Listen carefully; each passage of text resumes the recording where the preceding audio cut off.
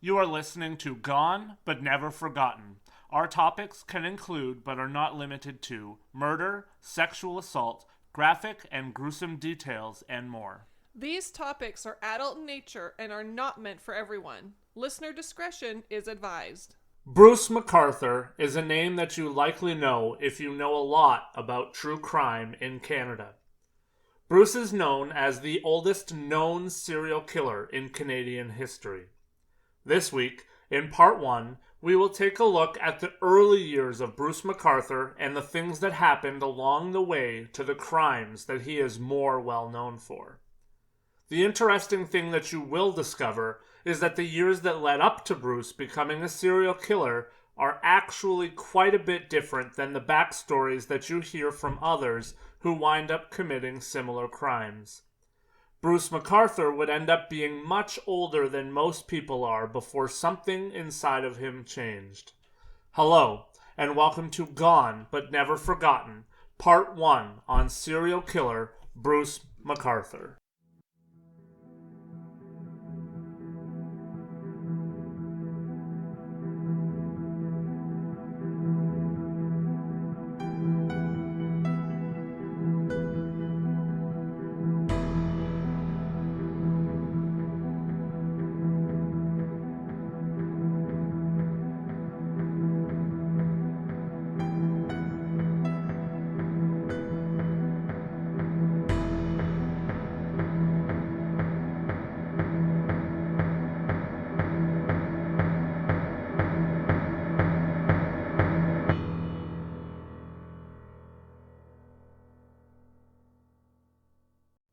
Hi everyone, and welcome back to GBNF.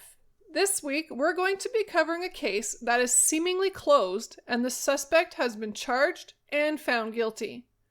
As Lance said, we're going to be covering serial killer Bruce McArthur. But before we get into this topic, Lance, how are you? I am doing well. I'm happy that again we can look outside and see the sun shining and feel the warmth that spring and summer bring here in Canada. Activities are starting to move outside again, and I'm in my happy place.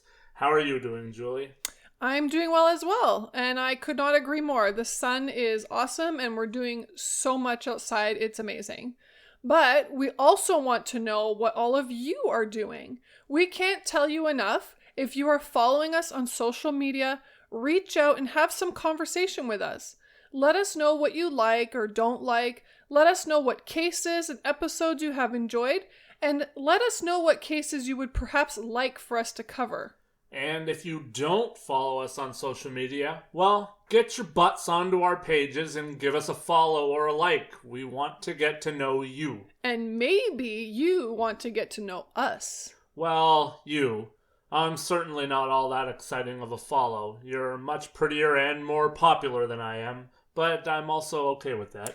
Whatever you say, seems like a cover-up to me. I think Lance needs to be receiving more messages, you guys. No thanks. I'm okay. Let's start the show, shall we? All right.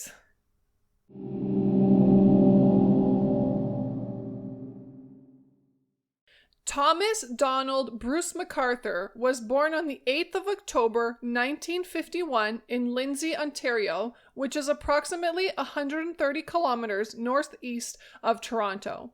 He was raised on a farm in Argyll, which is also in that same Kawartha Lakes region of Ontario. He was raised by his parents, who also raised his sister and other troubled teens who they fostered from Toronto. The family home was a busy one, often with 6 to 10 children in their care at a time. The McArthur family had a good reputation in the area by all accounts. As a young child, he attended a one-room schoolhouse just outside of Woodville, Ontario, and he is remembered by classmates as being a teacher's pet and as someone that would tell on his classmates, especially the other boys. He is remembered also as not really fitting in with the other boys in his school. He was also known as being a tremendous singer. He won many singing contests. Bruce's mother was Irish in heritage and had Catholic beliefs, while his father was Scottish in heritage and Presbyterian in terms of beliefs. Both of his parents were very devout in their beliefs, and that led to many arguments between the two. Bruce is remembered as siding with his mother in those arguments, which led to quite a bit of division between him and his father, who Bruce felt was aware of Bruce's sexual orientation. Bruce himself knew that he was gay, but he had issues accepting his own sexuality. I can see that. Even in today's world, it is incredibly difficult for some people to accept and admit their own sexual orientation, let alone the scrutiny and pressure that comes with outwardly admitting those things. But certainly in the 1950s and 1960s, here in Canada, that would have been amplified, especially given that he was growing up in rural Ontario. Absolutely. I know from experience of my own, when I helped a friend sort of fight the system here in Ontario because he was being mistreated for being gay, that even when I was growing up in the 90s, it was not, and still really to this day is not, an easy decision to openly admit to being gay and anything that comes along with that acknowledgement. For high school, or secondary school for those more familiar with that term, Bruce would be bused to Fenland Falls Secondary School, where he would meet and start dating a girl named Janice Campbell. Both Bruce and Janice would graduate in 1970, and Bruce would move on to take and graduate from a program in general business. Bruce and Janice would actually get married when Bruce was 23 years old. Bruce would begin working for Eaton's department store as a buyer's assistant in 1973, and would work mostly downtown Toronto at the location that would later become the Eaton Centre. He would leave Eaton's in 1978 and start working as a traveling salesman for McGregor Socks, and he later worked for Stanfield's, which is a garment company. The family dynamic started to change for Bruce's family in the mid-1970s. Bruce's father would be diagnosed with a brain tumor, and he was forced to live in a nursing home. Tensions would then rise between Bruce and his mother as he watched her move on with her life as she's starting to date another man. Bruce would actually grow to be much closer with his father than his mother at this point in his life. Tragically, Bruce would lose his mother to cancer in 1978, and his father would die in 1981. In the time between those two deaths, Bruce and his wife moved into a home in Oshawa, Ontario on Ormond Drive. By 1981, they had 2 children, a daughter, Melanie, and a son, Todd. In 1986, the family would purchase a home on Cartreff Avenue in Oshawa. Bruce worked hard at his church and tried to keep himself busy to avoid his homosexual leanings. That would all change, though, in the early 1990s, as Bruce would start to have marital affairs with men during that time frame. In the early 1990s, Bruce would admit to his wife that he was gay, and they would agree to continue living together. Things would grow increasingly difficult, though, and tense as the years went by. In late 1993, Bruce would lose his job in the clothing trade, and he and Janice started to face many financial difficulties due to his loss of work and legal issues that they were taking on regarding their son, Todd, who had been making offensive and obscene phone calls to women that he didn't know. The couple took out another mortgage on their home in 1997 and wound up filing for bankruptcy in 1999. Also in 1997, Bruce would separate from Janice, and he moved to Toronto because there was not a vibrant gay community in Oshawa, and the community in Toronto was growing fast. Bruce would be a frequent attendee at the gay bars in Toronto, and even was in a 4-year relationship with another man. When he and the other man broke up, his divorce from Janice was being finalized, and Bruce also began a prescription of Prozac. Prozac was a drug that was prescribed and widely used to treat depression, OCD, bulimia, and many other disorders. Prozac also has a slew of side effects, though. Serious ones include things like mania, seizures, increased levels of suicidal behavior, and an increased risk of bleeding. Bruce would also start, around this time, to start seeking work as a landscaper. Just a few weeks after Bruce's 50th birthday, things started to change. Or, at least as far as what the police and the public know, Bruce's life started to change. That was the first time that he would have a real run-in with the law for something that was pretty severe. Just after noon, on Halloween in 2001, Bruce would follow Mark Henderson, who was an actor and model in Toronto, to his apartment building, and inside after being invited in by Henderson to see his Halloween costume. Once inside the apartment, McArthur would attack Henderson from behind with an iron pipe that he often carried with him, seemingly for protection. A lot of reports of this attack state that Henderson managed to fight back before he went unconscious.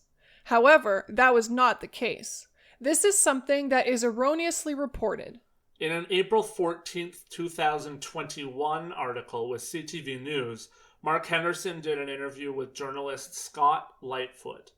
Mark said that he was brutally attacked by McArthur, and he said, quote, "It was a devastating experience.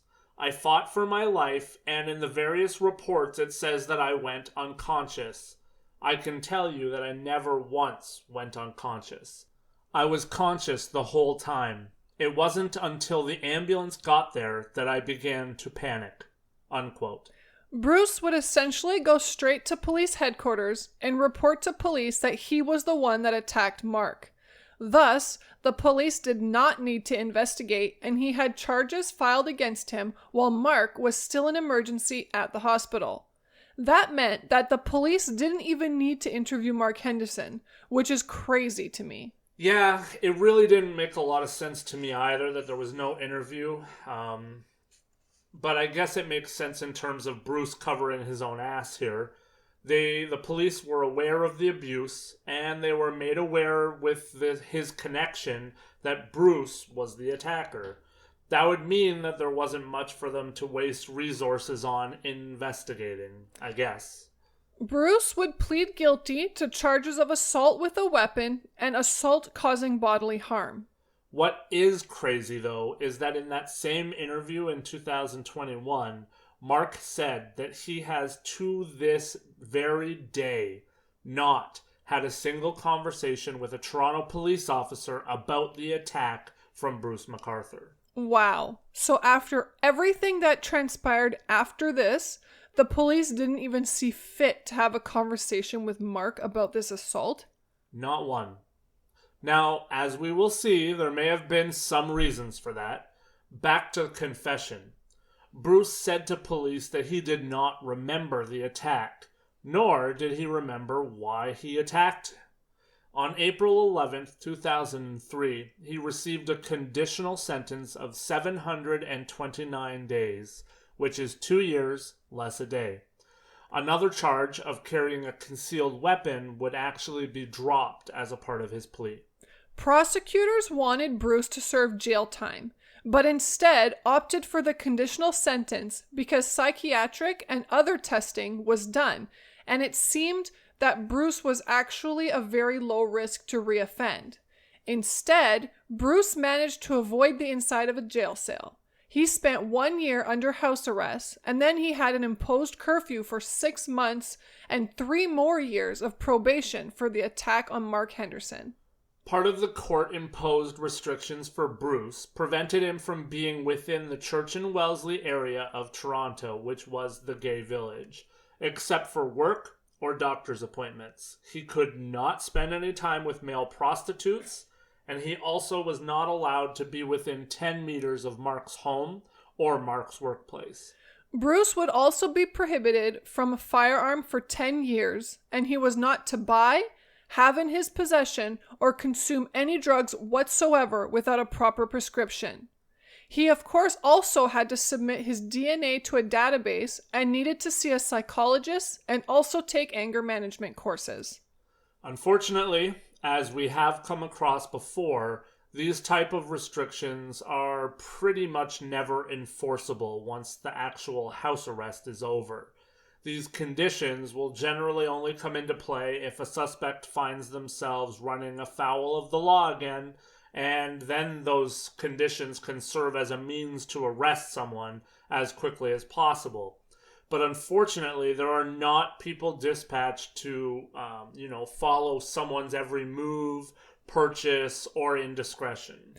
With the benefit of hindsight, obviously Bruce was going to be a reoffender. But it is definitely strange for a serial killer to wait this long into their life before something switches and we start to see a new pattern of behavior. For sure. It's not just for criminals either. I think by the time you reach your 50th birthday, most of us are relatively set in our ways and who we are. For me, though, I knew a lot about this case, but I didn't even realize that the first crime that really got him on the radar of anyone came so close to his 50th birthday. So this is definitely a milestone or even a midlife crisis number for a lot of people.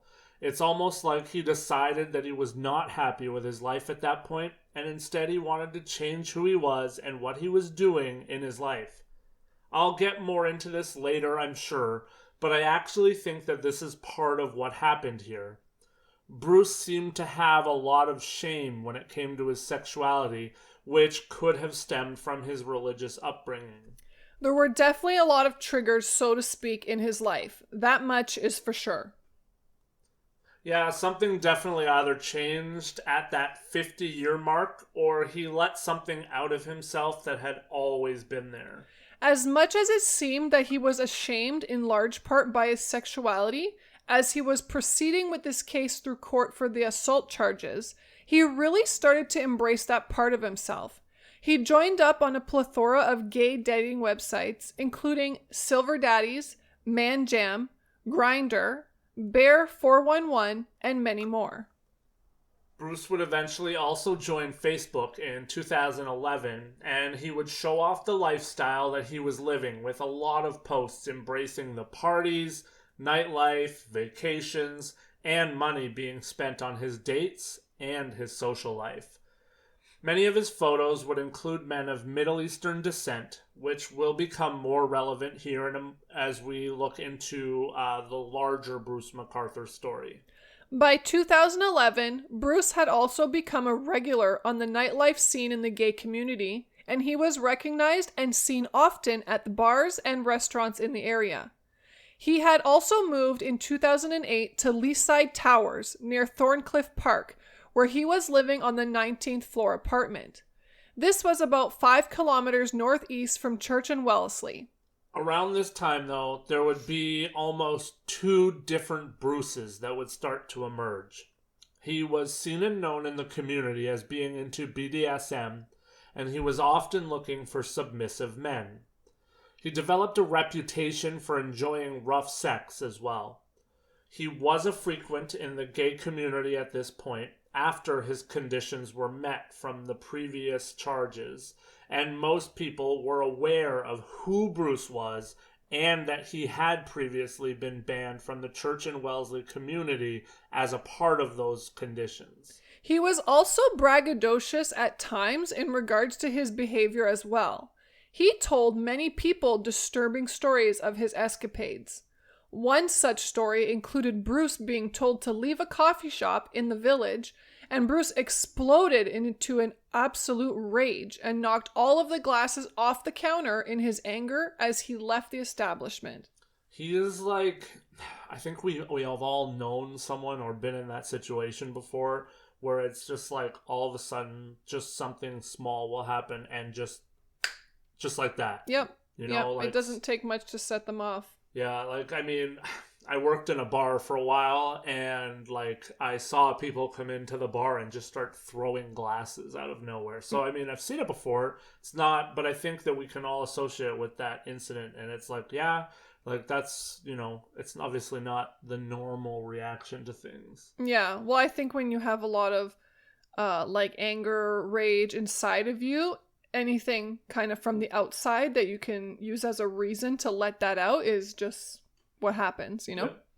And it definitely wasn't unusual to witness Bruce losing his cool or getting red with anger or screaming and cursing and even using derogatory terms towards other people that were in the community. He was also paranoid on top of everything. Although I don't know if paranoid is actually the right word. He was worried that people were always talking about him, and I mean, he wasn't wrong, so it's not necessarily paranoia. There have been many reports over the years of people having told and having been told to stay very clear of Bruce McArthur. During this time, Bruce began to work for himself. Having worked in business and sales for his entire life up until that point, Bruce was now working as a landscaper. His company was named Artistic Designs. He was more of a gardener than a landscaper, though. Usually, when he went on jobs, he had another older white gentleman with him who appeared to be his boyfriend, and he usually had a Southeast Asian or Middle Eastern man with him if he needed more day labor. One thing that I definitely found creepy, almost on like a John Gacy creepy clown level, is that in his off-season from landscaping, one of the things that Bruce did to make money was he portrayed Santa Claus at an Agincourt mall, and he also arranged floral displays to be sold and auctioned off for different charities. I mean, you're not wrong. That is a little bit weird. There definitely seemed to be two sides of Bruce that were becoming more apparent. The question is whether the one life was to cover up the second life, or which Bruce was the real Bruce, so to speak. On one hand, you had a man who seemed intent to help the community and be involved in the community, and it didn't matter if that was the gay community or the community at large. Where did the fits of rage fall into everything? He said that he didn't remember attacking Mark Henderson, and he clearly had explosions. Some that we just talked about, and perhaps others that never came to light. That's if you really believe that he didn't remember these things also. I mean, don't get me wrong, there are certainly people that experience these fits of rage where they black out and perhaps don't remember anything or much of what happened. I know it's a thing, but I also think that Bruce McArthur might have been smart enough to know that he needed to cover his ass and quick in this situation. So, do you think that this act was premeditated? I guess I can't really say that or go that far because we don't know, and we might never definitively know. I do have a lot of opinions on this case, and I do think that a lot more of my opinions will come out in part 2 of this series on him. But from what I know about Bruce, which obviously doesn't come from any first-hand knowledge, I think, like I said, that he had a lot of self-loathing issues and a lot of stress in his life. By no means am I saying that to explain away what he did in this attack, or especially with what was to come in his life, but I do, at this point in the story, see a man who either just enjoyed being a dominant sexual person and had personal taste for Middle Eastern men, or a man who outright hated himself for his own sexual interests and took out that anger on other people who were marginalized and perhaps had their own reasons for hiding their sexual preferences, like religion and background. I do see what you're saying here. If it wasn't strictly a taste for men from that area of the world, perhaps in his own way, this was his own version of serial killers who would attack and go after prostitutes and native women and things like that. Exactly. I mean, let's be completely honest here also. It's not like the LGBTQ2+ community at large wasn't marginalized also. As we will see as we dive into what happened next and how the authorities responded, there's a lot of meat on the bone with this one.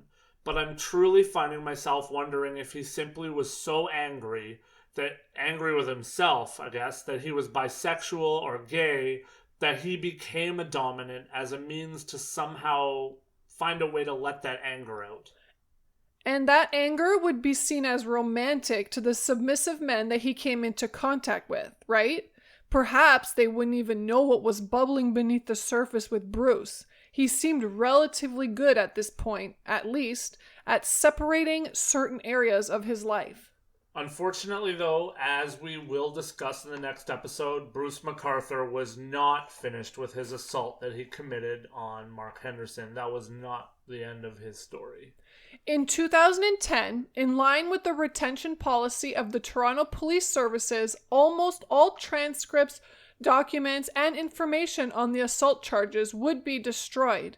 The only documents that would remain past that point in time were transcripts of the guilty plea and sentencing, the reports from his psychologist, and all pre-sentencing reports that were produced at the trial. The only thing that existed past that point were photos of the injuries that Mark sustained and the weapon that was used in the attack.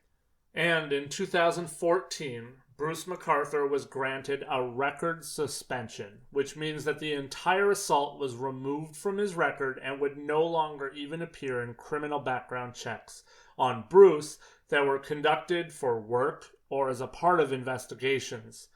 Bruce McArthur was free after 13 years from any shackles that were holding him back after that first attack. That, however, is not to say that he waited to be doing other horrible things until the record was cleared. This just gave him enough, or even, I guess, more leeway and protection, almost from being caught when things really broke loose. So, Julie, I'm going to ask you, what do you think about what we've covered so far on Bruce McArthur? Because I know you weren't particularly familiar with the case, I guess. Yeah, like I was pretty young at the time, but it's just, I mean, it's all very sad, first of all, but I also think things like this, that, you know, it's almost like he just got like a slap on the hand and then it's all disappeared and gone. Like, I don't like those things. I think your history, especially when you're an adult, should stay on your record. Yeah, I mean, I see where you're coming from with that. Like, I can understand, and I've said in past episodes, you know, when someone commits a crime when they're definitely, like, young, like a child or even a teenager, I do think that, you know, you kind of should get some kind of chance at restarting or, you know, getting a mulligan. But, I mean, yeah, like, Bruce is 50 years old, and he beats up a man here with a pipe. Yeah. Like, and then it's like he knows better. Yeah, oh, absolutely. And, like, maybe it was a fit of rage, but guess what? I kind of want to know that 50-year-old man's fit of rage is going to stay on his record just in case there's another fit of rage. And, I mean, Lord knows we're going to cover. There's a lot of fits of rage. Oh, yeah. Well, and not only that, like, think about all the people that you meet or work with that their records have just been erased. Like, you could be working with someone who, you know, beat someone up really badly, and then now that's not even on their record. You would never know about that. Yeah, and we're totally going to get into this more in the next episode, but it's wild. I mean, Bruce McArthur was under the noses of everyone. Like, it almost seems like there was a whole bunch of arrows pointing at this man. Like, at least question this guy, but my goodness, like, I'm going to prep you for next week. You and the listeners. Get ready to be mad, because I'm mad. Well, next week, we will look at the things that took Bruce McArthur from being an attacker and an abuser, and we will also talk about the startling conclusion to the story. If you can hold off until next week, just wait until you hear how Bruce was captured and what he was doing at the time of his arrest. Yeah, I forgot about that. That's going to blow your mind, too. Be prepared to be angry, shocked, surprised, and spoiler alert, you're kind of watching an episode of Dexter when you listen next week. So, he's an asshat, isn't he? Hey, my line doesn't work when you use it first. You can't lead it into me like that. Sorry. I'm sure you are. Until next week, thank you for listening to Gone But Never Forgotten, and do your best to improve the world around you in all that you do. Don't be a bad person, and don't be an asshat. Thank you for listening, and be a good person, and we'll see you next time. Ciao.